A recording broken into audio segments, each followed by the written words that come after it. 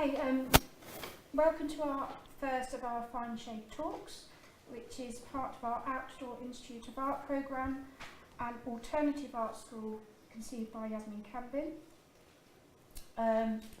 My name's Emma, and I'm going to informally chair. So we usually have our free exchanges, but this is a slightly different take on that. I'd like to welcome artist Edwina fitzPatrick and science communicator, is that right? Yeah. Asher Mint, and to you all. And we'll be discussing public engagement and understanding of weather and climate, past, present and future. I think that's right. Great, yes, yeah. So I'd like to introduce briefly our speakers. So Edwina is our current artist in residence at Fineshade Wood, who has been investigating the forest as a living archive that traces human activity in relation to the landscape as part of her Archive of the Trees project.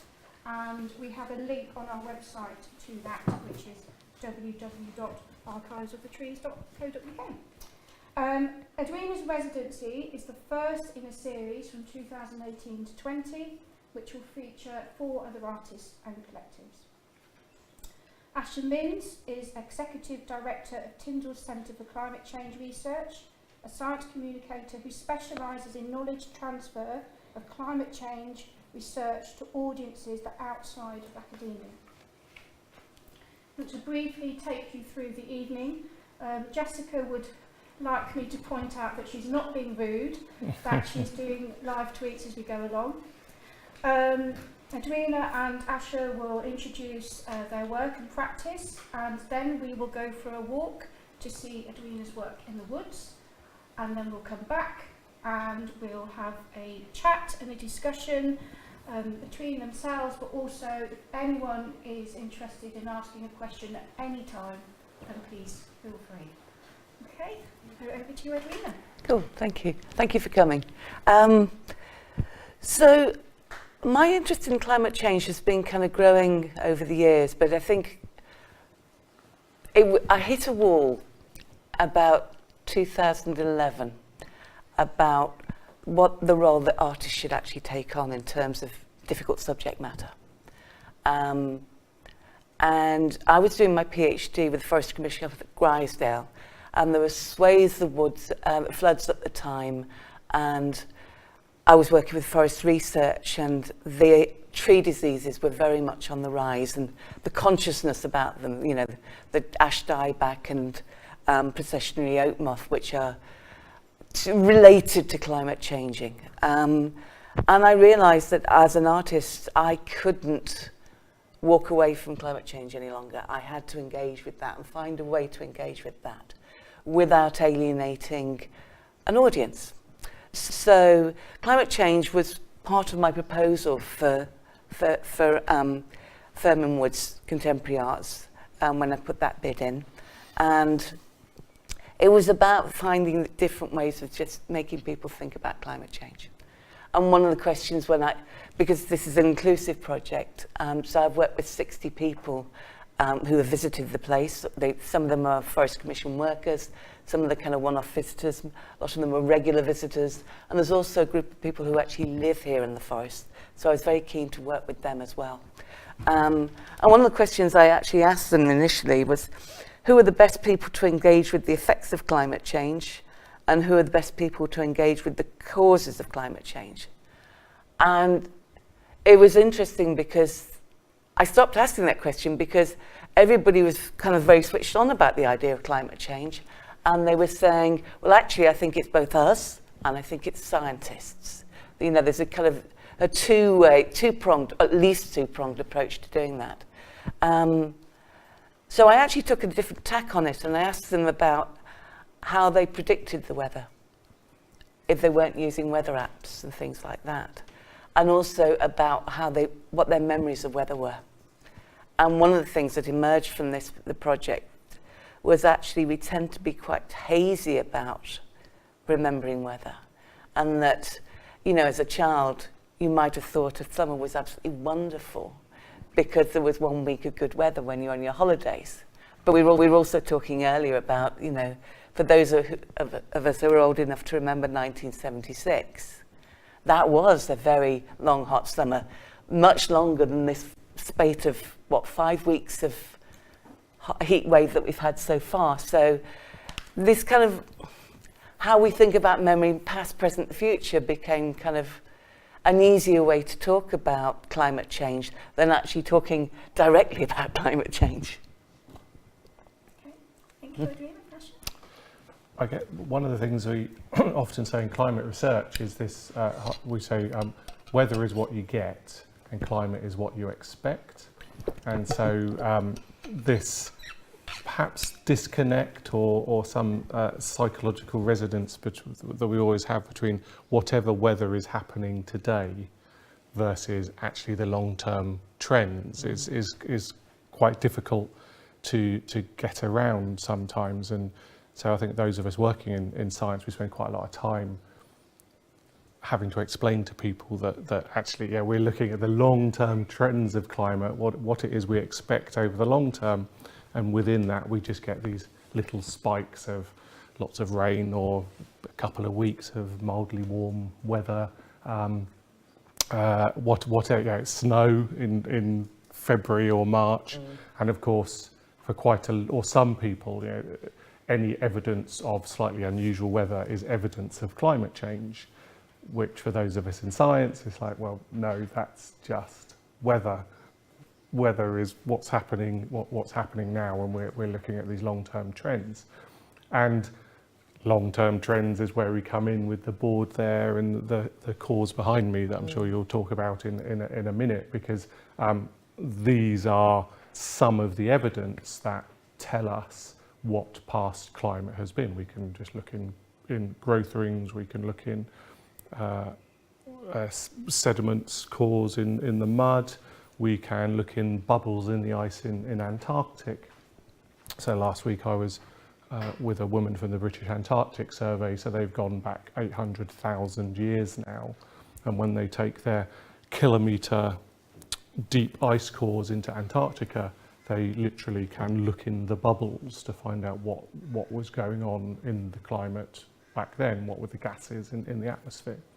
And that's why we know we've now got more CO2 in the atmosphere than we have, carbon dioxide gas in the atmosphere, than we have in the last 800,000 years. And we are now at the low, sort of 400 and a little bit parts per million of the amount of carbon dioxide in the atmosphere. Now, parts per million is a teeny amount, it clearly is a teeny amount. But again, that's higher than it has been historically for a very long time. And certainly, well, none of us here will see a reduction. So we will not see below 400 parts per million in our lifetimes. If we're looking at pre-industrial, so before the Industrial Revolution, when we kicked up all or began burning coal and releasing carbon dioxide gas into the atmosphere, then we're looking at sort of upper 200s, 280 perhaps parts per million. So we've almost kind of getting on our way for doubling within the last couple of hundred years. And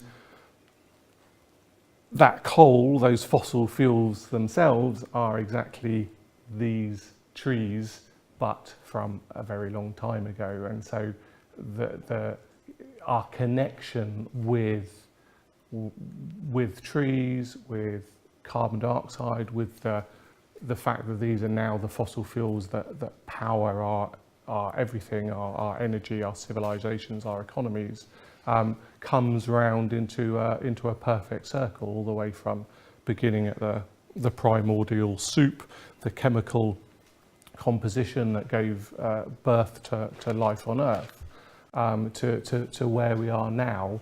All has actually quite a linear line between this relationship between what is growing, which eventually became trees, the amount of carbon dioxide, and the fact that we've got fossil fuels now. So maybe we'll talk about that a little bit afterwards, sort of those, so it's a little bit more of those relationships. But maybe I'll stop there for now, just to sort of give it my take on trees and climate is very interlinked. Okay, lovely. So should we go and have a Well, maybe I should just say something about how this got called. You'll see the tree wraps outside. That's a test one. This is an oak. Oaks are very, very, very recognisable, but also very individual. These are what are going to be going into the exhibition. But I have to acknowledge, Swansea University, particularly in Robertson and Neil Loader, we walked around the forest and we caught in total 15 trees. They were particularly interested in the oaks for reasons that Asher was talking about scientifically. But they also caught other trees for me. And it was really about to try and find what the human narrative with the trees narrative was. And when I was counting back through the different years, the one year that was quite recognisable was 1976 because of the drought. Another year, apart from things like Norway spruces, which have come from a colder environment, 1962-63 winter, because that was extraordinarily cold. I think it was something like the 7th or 8th coldest winter since records began, which was 1659, somewhere around there. Yeah. So we're unusual in this country. We've been. This is why we talk about the weather all the time, because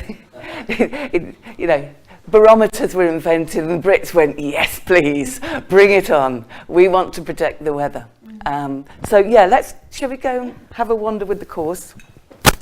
It's about 800-metre walk, so it's not too far. Yes, a field trip. This is an interactive field trip. And so you can actually see late wood and early wood on it. The late wood's darker. And this tree had a scar. If you go round towards the back, there was a scar in it about 2010. So I decided that the thematic of this one would be about the forest as a place of healing. So there's some really quite poignant encounters about, a couple that I met and interviewed who'd lost their son, and they come here as a way of kind of becoming calm again and grieving. There was one guy who comes here to cycle because he's got depression. So this is basically about, I don't want to call it the mystical part of the forest, but actually the qualities of forests that people actually really enjoy, above and beyond them being carbon sinks and carbon stores.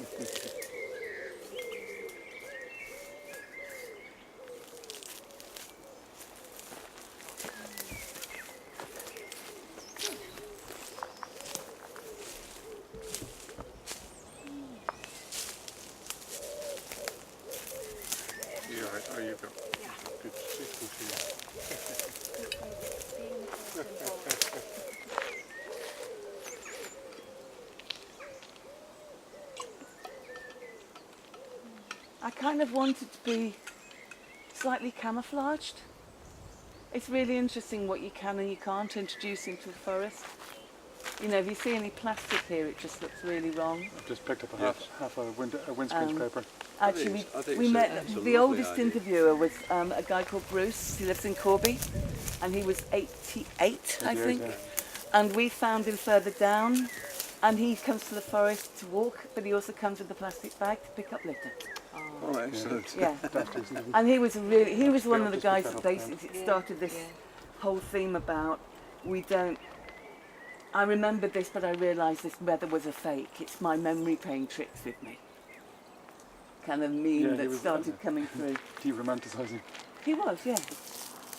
Well, it's the old adage, isn't it? Summers were summer. Yes. Yes. And I think you're right in terms of memory. As a child, we used to go down to Plymouth from Salford, and my grandmother was from Plymouth, and we used to go there every summer, and it was a total experience. The damp of Salford to this wonderful sunshine, and forests and never rained. Allegedly. And you're right, you're absolutely right. Yeah. You know? And that's how my mind sees it. But I do wonder about how that romanticism is impacting climate change, because it's, you know, there's a wonderful account.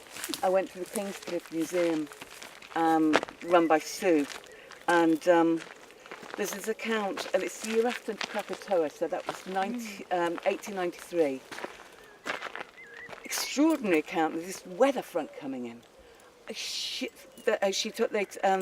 This woman talks about the hay going everywhere, and it was June because they were picking strawberries, and the miller was running out to kind of rein in the sails. And I do wonder if that was that kind of weird weather that was global on the back of Krakatoa. Wow. Yeah. And then, you know, if you could transpose the date on that and got rid of the miller, you know, it feels like this kind of extreme weather that we're getting now. So, you know, Asher was right in that respect about that kind of the weather we experience now and the longer term patterns. We can see Krakatoa in tree rings actually. Yes. And other volcanoes because of the global cooling that happens, and basically it chucks loads of rubbish into the atmosphere, and so you get global cooling as a result of volcanoes, because tree rings are actually so sensitive, and we've got some back in the barn there that you can look at to see the actual tree, what they look like, the core. Yes, you can pick up all. They're super sensitive. You can pick up all sorts in there, and that's one of. And as I was saying earlier, what trees is one of the ways that we use these proxy records, because of course there's lots of trees, there's lots of proxy records, and so you can literally almost sort of lay cores on top of each other, and you can see that they all relate to particular years. So really, if you overlap lots and lots and lots and lots and lots and lots of cores, you get many thousands of years of past climate, which you can then relate to what you understand about temperature. But of course, it goes far further back than any temperature records, even though the UK is obviously very good for having temperature records. And actually a colleague who's lent those cores, Tim Osborne, so he was most recently in Bhutan for a conference on dendrochronology, which is the science of reading the timelines of trees. Because that's sort of quite marginal, you know, they're sort of up there in quite extreme environments, they're even more sensitive to what happens. I think, were you talking about Swedish trees earlier, or something? Yeah, they were finding all sorts of ways of tracking it. Neil was talking about, in Sweden, they were looking at the harbour closures, and they were looking for the tax records of trading, because they worked out when there weren't any tax records, it meant that the bay and the harbour would be frozen in. Yeah. And therefore there were no exchanges, so they yeah. could track extremely cold weather that way. Gosh. A really clever way of They're doing it, doing it, actually. yeah, Yeah. absolutely. They're not making money, therefore the harbour's frozen. Yeah. Do you want to walk and talk? Sorry, I had a question. Did you choose which trees to use? It was a bit of a collaboration. It was very much taking advice from Phil. I was fairly sure the beach, which is going the other way near the playgrounds, I wanted a mixture of places that were very obvious and less obvious. So Phil was one of the men doing the tree cores? Phil was the one of the Forest Commission team here. Oh, He's a okay, forester. okay. So he's worked here since he was 18. He knows this place very, very well indeed. So And he's a great guy. he's a really great guy, yeah. So it was interesting to him as well, because it was a good way of checking how healthy the trees were, these coring. And, you know, usually, you know, as I was talking about the positive, negative side of things, these trees are remarkably resilient. You know, they've been through storms and some quite extreme weather over their lifetimes, because that's probably, I think, it goes back to what year? I can't remember. That's 70s. 56. 56, Yeah. right. But it will be older than that, and the oaks record 56, a yeah. pre-forest commission, so they're 90, probably be 100, 150 years old. But yeah, it's the only tree that we've actually caught that we're worried about are the ashes. And you can see the last 5 years of growth. The ashes through on the other side of the car park.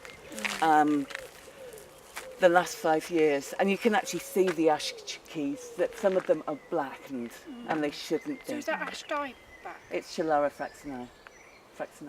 Yeah. And my local wood, Geddington Chase, read in our village newsletter, they are going to have to cut down quite a large chunk of it because of that. And that will decimate that landscape. They did the same with the 5 years I was going up to Grisdale in the Lake District for my PhD. 40% of it was larch. And I went through seeing from green when I started off the PhD to one of the most horrible colours, I think, is that sort of reddy orange, you know, when a tree's dying, particularly a conifer, to then seeing no trees. And it, you know, it made a huge impact. I mean, Grisdale's a massive forest, but it was, it really changed the kind of topography and biodiversity of the place. And you have just got to get them out. That's the sad thing.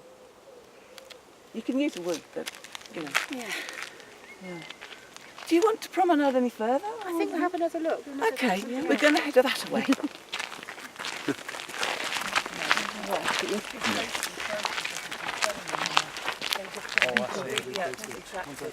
Oh, I see.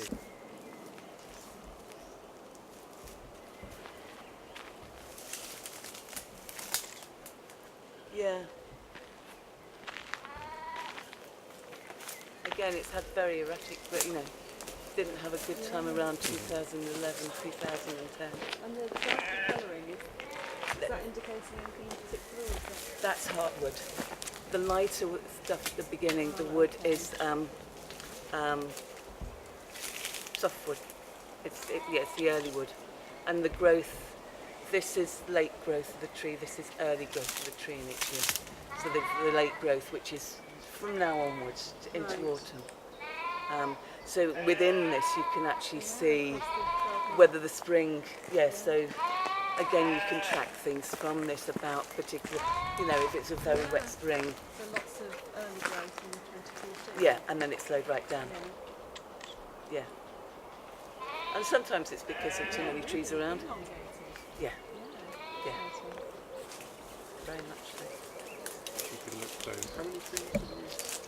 We caught 15 in total, and I've actually got 11 tree rings. Yeah. 3 oaks, and the rest are a variety of So species. from here to here, from 2000 to now, is basically all the hottest summers on record globally.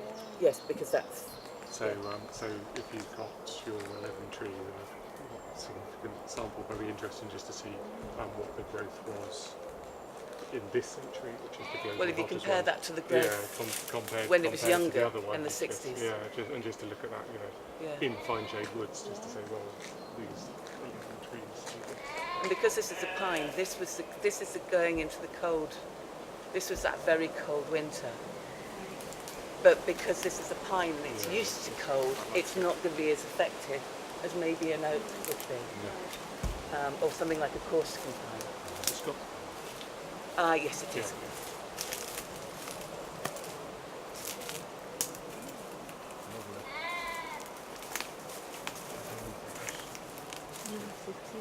Hula hoops.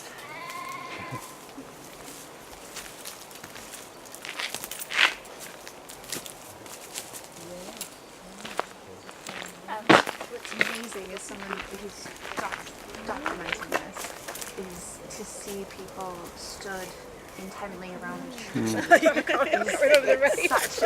Such a ceremonial Different words. scene. And people touching the tree. Just everyone standing around the tree, touching the tree. Tree hugging. And looking at it intently. It's quite... We had that with this one when we're setting up. There were a couple coming down, and what are you doing? And Nick actually took them round. And I think, you know, making work about things like climate change, about subjects that people are not comfortable with always, I think it's always about generating conversations. And that conversation can be something very banal, like the weather, or I remember my summer holidays and floating away on a lilo when we were camping. And my mum telling me to shut up and go back to sleep. But Mum, I'm wet. You know, we were talking about this, me and Nick, and I think so much of what you probably do is, it's about generating those conversations. There's an awful lot about scenario building with climate change, which I wonder what you think, because I think it could be quite problematic if artists are used to kind of build these like scary Hollywood movies about a tsunami coming over New York or something like that. I'm wondering if that's what artists are meant to be used to do, and I'm not comfortable about doing that. I don't know what you think about scenario building. Well, scenario building is kind of how we can have an idea of what's happening in the future, and so we use it in climate science, but businesses use it in their companies, and you know, everybody builds scenarios of some sort. Everybody builds scenarios of, I might like to have this type of lifestyle by a certain age or something. It's still scenario building ultimately.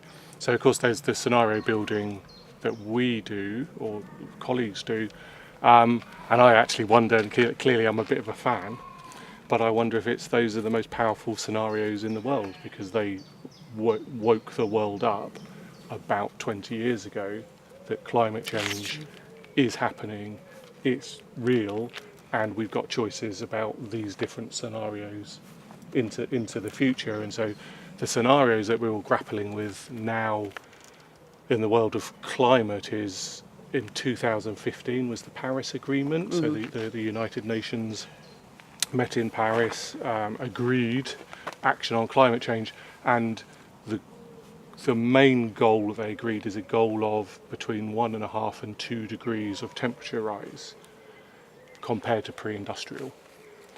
And we are already 1 degree of that 1.5 to 2 degrees. So myself and colleagues here in the UK and worldwide are really working on that to see, well, what is the science? Is that feasible? Is that not feasible? Yeah. And what will be underwater? Yeah, and the Intergovernmental Panel on Climate Change, which is the big mother of all assessments that happens every few years. So in October, the answer will be clear, because the Intergovernmental Panel on Climate Change, which is thousands of scientists all working together, will put out a special report on 1.5 degrees, or on Paris, which collects together all the existing knowledge around what do we know about 1.5 degrees of climate. But the Paris Agreement actually sort of caught science community with their pants down slightly, because the policy community actually was ahead of the science community. So the science community, we were spending quite a lot of time saying we really need to have an agreement on 2 degrees, and the global policy community, led by the small island nations, the low-lying nations, which are the ones that are already getting flooded. That's why we went to one, or that's why the world policy community. So this Intergovernmental Panel on Climate Change assessment is actually catch-up. It's the science world coming together and doing quite a lot of quite quick analysis to say, well, what is it we know about this? So I mean, scenarios are how we tell the future, and then there's other ways of documenting the past and knowing what's happening in the past. And I think everything we've spoken about with tree rings and ice cores and sediments in the soil, those are all, and temperature records, and sea level rise records, that's just observations. So that's not super duper computer jiggery pokery with lots of assumed equations and clever stuff. That's mostly starting in Victorian time, harbour masters going around and measuring. So real. Measuring the sea level, or you know. So these are just records. There's nothing unusual about those, or you don't have to have that great an in-depth knowledge just to say, oh, that's just a lot of records put together, which is what which is what tree rings does for it. That's data. not manipulated, that's just data. Yeah. I was very keenly aware of that. It's like, this is scientific information. Yes, I can stretch it to make it right, but it's like I was not going to mess with that central core Yes, any shape or form, But because that's accurate. But the cultural value, the human value is... It is, it's also important. It needs to be there as well, it's not just the...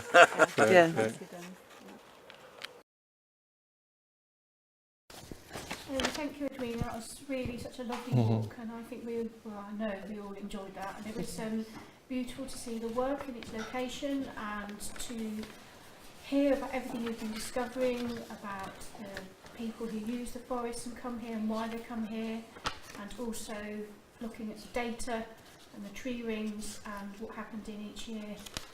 That was fascinating, thank you. So if we'd like to pick up the conversation, over to you guys. I'm going to hand over to Asha. I've been talking. Okay, I was looking at. Serves me right for looking at my notes. I have a bit of a thing.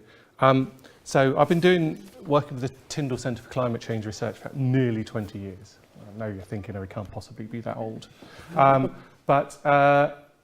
I do a lot of public engagement, not always what's impolitely called the general public, but with journalists, through media.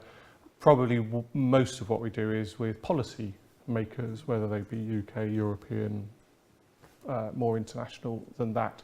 But this thing of engaging with non-academics around climate change. So for my 20 years, well, I said that, or nearly 20 years, mostly I've been a narrator of doom. So I go around giving people unwelcome messages about climate change. It's going to get drier, wetter, hotter, trees are getting damaged, sea levels are going to rise. So there's one is the impact of climate change, which mostly look to be pretty negative on the whole. Some regions will benefit from climate change. Some diseases may benefit from climate change. So we just did some work, or a colleague just did some work. So malaria, for example, may actually get better because as wet tropical places dry out, the malaria mosquito basically doesn't have its habitat. So we certainly mustn't always take a sort of Western European view, because that would actually make a difference to a lot of other people in a lot of other countries if there is less malaria around. Dengue fever as well. But, there's always a but, on the whole, especially when we look at it globally, climate change is mostly an unwelcome message, either because of the impacts type thing that I just said, but also because my other unwelcome message is about the absolutely, and you were alluding to it, you said you're a psychologist by background, the unwelcome message of the absolutely huge transformation that is necessary to try to not have the worst impacts of climate change. And in general, people don't like change. That's normal. I mean, not only because we're comfortable in our Northern European or Western European lifestyles, but it actually takes a lot to force somebody to be an environmental migrant, or just to be a migrant, for example. Things have to mostly be pretty bad that somebody actually makes a radical shift to do something different. Mostly we're a settled species. We don't do change too much, and certainly not on the scale that we would need for getting to grips with climate change. So I was talking outside, I said about the UN Paris Agreement of 2015. Wish I hadn't used the phrase caught scientists with their pants down, seeing as it's being recorded.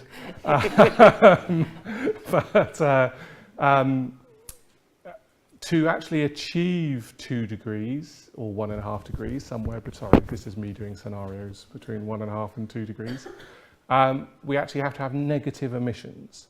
So this goes beyond massive reductions of greenhouse gases. This is actually sucking up gases out of the atmosphere, so that there's not only no CO2, carbon dioxide, going into the atmosphere from fossil fuels and deforestation, but also it's actually sucked out of the atmosphere and ideally locked underground somewhere safe, that it doesn't go back into the atmosphere. So this is negative emissions is what's needed for Paris. So I'm not going to ask about whether you think Paris is feasible or not, but the reason I'm talking about that is to authentic recipes of hope, because we can't just go around being a narrator of doom all the time, and even we've got something as amazingly a global agreement like the Paris Agreement, which is really unique, nearly 200 countries coming together and actually agreeing that radical action on climate change is needed. That's quite an agreement. There's no other agreement like that in the history of humankind. So even though we have something as positive as the Paris Agreement, the flip side is, and we just have to have negative emissions. We have to have some sort of technology not known about, invented, tried, tested, deployed, costed to suck carbon dioxide out of the atmosphere. So I wanted to really just sort of put a slightly, about a positive spin on it entirely, but talk a little bit about where trees might fit into this. And that's why I was looking at my notes, because I wanted to make sure I got the numbers right, especially as being recorded, because it's not going to be very good if I get it wrong. And global warming isn't as complicated as possibly sometimes it's made out to be, or scientists make it sound really complicated. It's really just about a budget. There's a carbon budget. We all have budgets for our household, or how much we're going to spend on holiday, or whatever it is. So the carbon budget is just, there's too much carbon dioxide going into the atmosphere mostly from burning fossil fuels, 10% of which is from deforestation. The good news is that deforestation is reducing, so there's actually less carbon dioxide going into the atmosphere from chopped down trees and burnt peat bogs. So that's sort of slightly going in the right direction. So that's the carbon dioxide going up. So 90% of it is from burning fossil fuels, pretty much. Some of it's from cement manufacture, and 10% is from chopping down forests and burning forests. But then we have the sinks. So that's the carbon budget. So it's balancing the sources with the sinks, the outputs and the inputs. So 46% of that goes into the atmosphere, of that 100% of carbon dioxide, but 28% of it is sucked up, sinks back into the forest. So that's the global forest. This is a role that the forests take. So it's taking up nearly a third of the carbon dioxide that's going into the atmosphere into the forests, and then about 26% is then taken into the oceans as well, mixed into the oceans. So all we have really with global warming is this budget is out of whack. The sources and the sinks aren't balancing. We've got too much going up and not enough has been sucked down into sinks. But the positive thing, as far as deforestation is concerned, that's reducing. However, global emissions are still going up, unfortunately. For about the last 3 years, they sort of flatlined, but they're going up again. Unfortunately, we were all very excited when we saw they were flatlining, because it's my organisation that works on the global carbon budget. Every year for the UN summit, we release the latest figure on where we are on the global carbon budget. And coming back to this recipes of hope, I often get people to do their own recipes. I literally have recipe cards. You're very welcome to have a recipe card. I ask people to say, well, what's your recipe? What do you think is the recipe, an authentic recipe of hope around climate? But I also wanted to talk about the have your cake and eat it scenario, whereby it's a technology that doesn't exist. It's untried yet, but in the scenarios, we have bioenergy, biomass energy, carbon capture and storage. So this is the idea that crops, fuel crops and forest residues are burnt to produce electricity.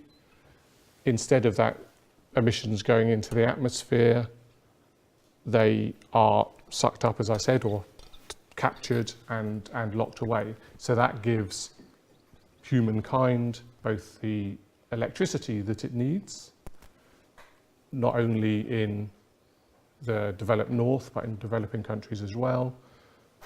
But it also leads to negative emissions, because if we're burning biomass, we're not actually creating new carbon dioxide into the atmosphere. The lovely thing about fossil fuels is all those trees from many eons ago are very safely stored underground, locked. All that carbon is locked into the fossil fuels, and we release it by burning it.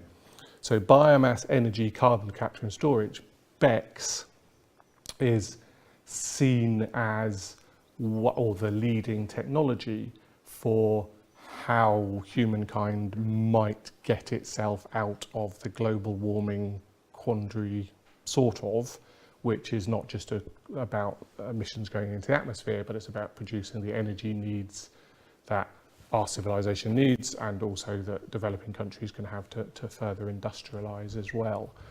So I don't offer that up as an authentic recipe of hope necessarily.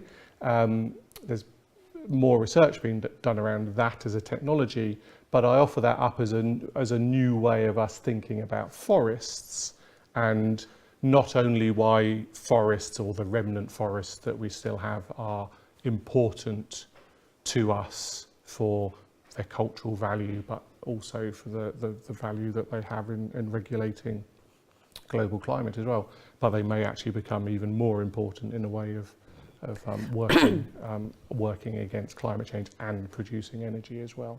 You showed me earlier, sorry, I showed one of your cards, your authentic recipe. Yes, yeah. I mean, this is for you to do if you wish. So it's something myself and a colleague has been doing for a little while now, and it comes from. So these are literally, it's a recipe for hope, and I ask people to just fill these in. We've had little pop-up exhibitions in high streets and places, because it's been getting to me, I guess, personally, about this being a narrator of doom for quite a long time. And then in particular, I was working on a big European project which was looking at high-end climate change.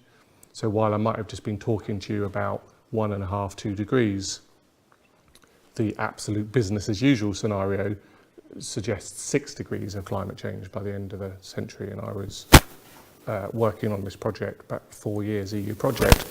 And how do you engage people with telling them that 6 degrees by the end of the century is some sort of likelihood, and still maintain some sort of motivation and willingness. So that was actually something I've done a lot of research around, so I won't bother you with the research and what we found.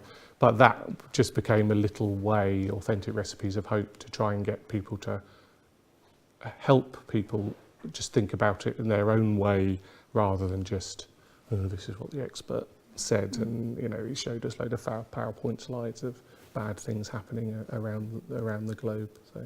Is the idea for people to write it? Yes, absolutely. And so, well, actually, if you did happen to do this evening, then I would photo them or collect them back, because we'll make a little book or a website. So what I would like is lots of recipes of authentic hope from people who are not academics and not policymakers, just everybody else, basically. So that's what that's about. Sorry, that was a bit of a long explanation. It's a way of engaging, like say, non-academics into the conversation, the debate, sort of thinking it more. Yeah, and stealing other people's ideas. So I think we should. It's well, because I do. That we've absolutely got this dichotomy of expert, not necessarily science expert, but artist expert or other. There's just this. And I'm not quite sure that clearly I'm not Michael Gove, and I'm going to say that we've had enough of experts, but I think there's lots of different types of expertise. And in climate change in particular, we were having this discussion on the way in, the science has been brilliant at raising awareness and talking about the scenarios, what the options are. But if any of those options are going to be worked on, then that goes way beyond just what a scientist can tell you, and yeah, that's everybody. So that's part of that reason as well. So engaging the public then is where you come in, really, Edwina, with being an artist. And you were saying earlier about you were so cross about climate change and how we choose the planet. Is that the reason why you did your PhD? No, it was kind of more that I didn't feel that artists could make a difference. And then I realised actually it was being far too lazy not to try and make a difference, even though I didn't necessarily know the best ways of engaging. So this and many of the projects that I've been doing since then have been trying to negotiate a route in order to kind of make us think about what our responsibilities are. And there's a, there's a planning side, so yeah, maybe plant more trees. One of the weird things about, this area was part of Rockingham Forest, and it's always been forested, and it's a lot of it's ancient woodland. With the Lake District, where I did the PhD, it's back to a kind of strange memory about things that are, those kind of, what people go there for, those kind of high peaks that, open moorland and what have you. Those would have been forested not so very long ago. But we have this idea that the landscape looks like it did 200 years ago. So part of that reimagining, that future scenario, if you will, is maybe to go much deeper into the past and history, rather than kind of just transposing what we think it was. It's more complicated than that. So the kind of going back for centuries and millennia is actually an important thing, because you realise things kind of have not been like this forever in any shape or form. Before we started filming, I overheard you guys mention something which I'd read up on one of your blog that you're writing. You were talking about rewilding. So that comes into, I suppose, thinking about the landscape that was before. So I don't know if you know of anywhere in the country that has been rewilded, or... There's quite a few projects. Wild Ennerdale is certainly in the near Kendal. There's several projects. Scotland's very ahead of it in terms of thinking about that. There's a new book called Wilding by, I've gone blank on the name. It's sitting on my studio table and waiting to be read. Isabella Tree, yes. So, yeah, this is all about reimagining, because it's actually, that's not just about keeping carbon sinks in the soil, it's about improving soil quality, it's improving biodiversity. It has this super complexity, which actually is really exciting. If we stop doing things the way we were doing, it's like I remember watching a program on DDT when I was at school, and it utterly depressed me for weeks. And I'm thinking about teenagers today. It's like, and how do we create a future for them, particularly the ones that Fermin works with, who have been excluded for school? It's like, how can we, with your cards, Sasha, about that positive scenario that's not rose-tinted. We know we're going to have to give up things. It's we're going to have to change our lives quite significantly. Reimagining our lives. Yeah, a slower life probably. I quite like that. But yeah, long haul flights, short haul flights. What sort? You were talking about what sort of car you should run if you do. Yeah, I think we. I agree completely, and rewilding's certainly very exciting, and is probably appropriate for places like the UK that are stinkingly rich. Yes, that's true. In the rest of the world, or a lot of the rest of the world, it's back. Global warming is that, and so while the solutions are very much and loss in biodiversity and all environmental issues are global issues with necessarily local and global solutions. But at the same time, we have to be broad and open to all those 200 countries in the United Nations and where they're coming from. So I think it's fine and appropriate for people like us to have those discussions about some of the other people I go to talk to in other places when I have the luxury of going other places. So okay, mostly I'm talking to educated, at least they'll have been to university type audiences, because those are the types of audiences that come to hear people talking about climate change, but their parents won't have. And so when you're in other parts of the world, people who talk, say India for example, there is no doubt that climate change is happening because grandparents just say, yeah, of course, because they're so much closer to fairly lifestyles on the land, you know, and there's still that connection.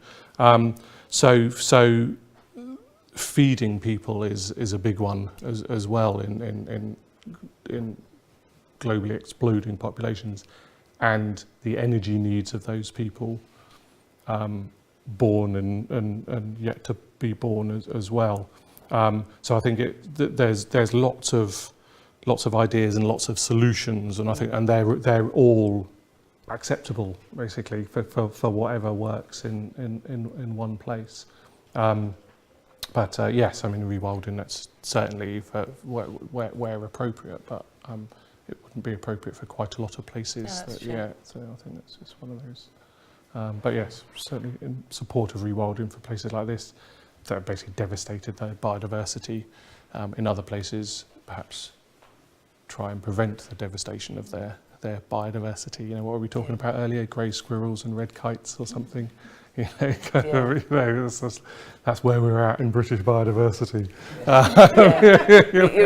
You're absolutely right. A colleague of mine works with climate change, and she's been in the Brazilian rainforests, and they turn around and say, "How dare you tell us how to manage our forests? Yeah, absolutely. Yeah, Look what you've done to your forests. Yeah.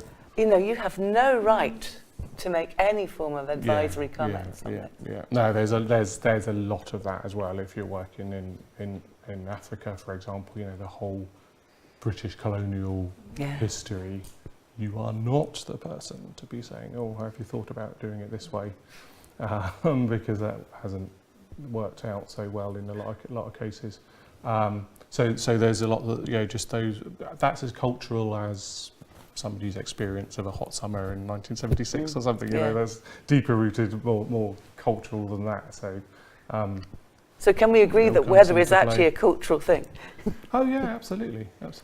Yeah. I mean, weather is an accumulation of, from a scientific point of view, is a sort of accumulation of data. But then I guess weather is what people make it in a way, because I mean, I love it like this. So bring it on. You know, 30-degree summers, perfect. But I love going to the beach. But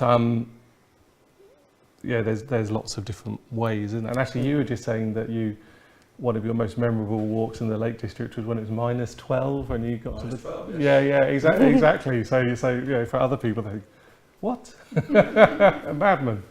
But you know, it's biking extraction, and absolutely. When we get the temperatures like this, which I can't stand. So I think I just long for -12 degrees up a mountain, which I can't get there now anymore, unfortunately.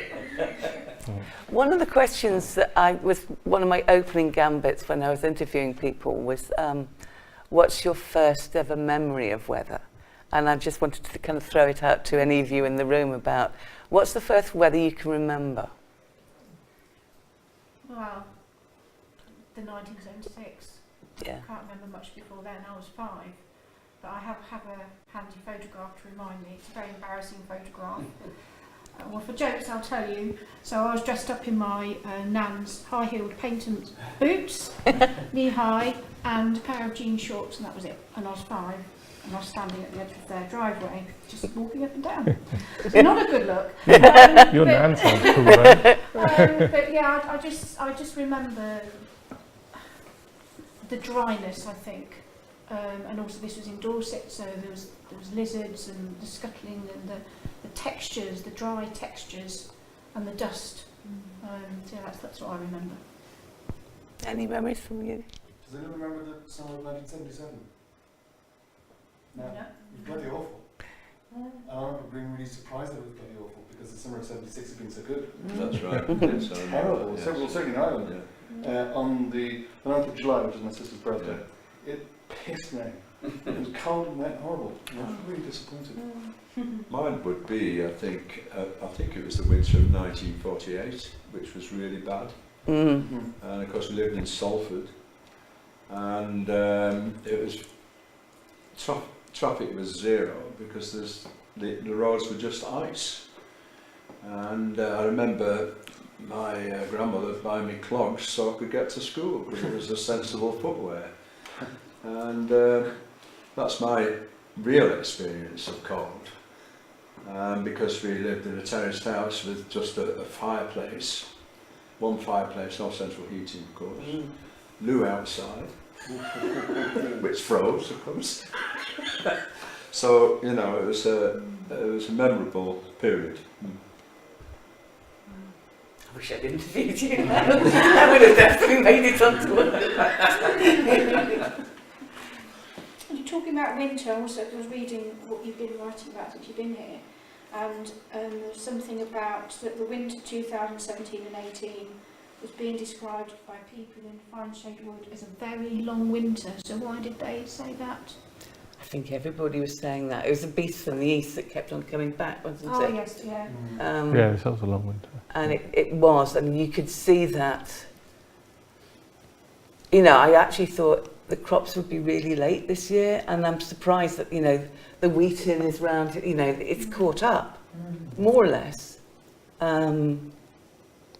But I thought things, all fruit, vegetables, you know, all the stuff that we grow here would actually be much more expensive in short supply. I believe potatoes are in short supply because it hit the wrong time, that kind of cold snap and that sheer amount of water that came down. So we're going to maybe have a potato shortage. There could be a crisp shortage, I know. This is it, yes.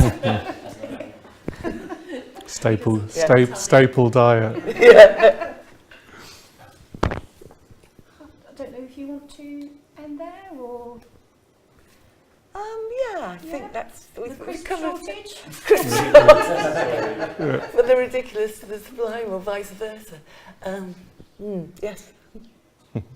Well, thank you very much, Edwina and Asha.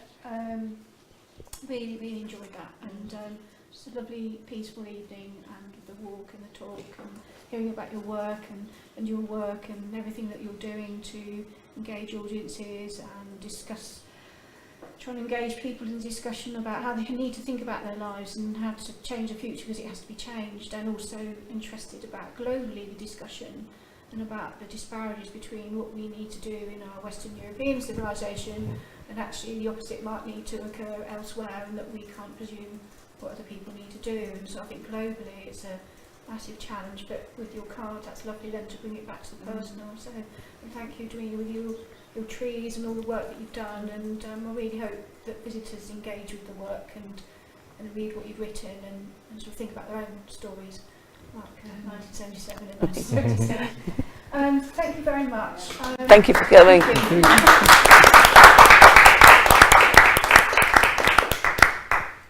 Now, I'd also like to thank the Arts Council and the Forestry Commission, and I'd like to give a bit of an advert for up and coming events. I noticed you were looking at the brochure earlier, Yes. so very handy. So tomorrow, we were talking about earlier, tomorrow we've got a very exciting event, and Jessica and I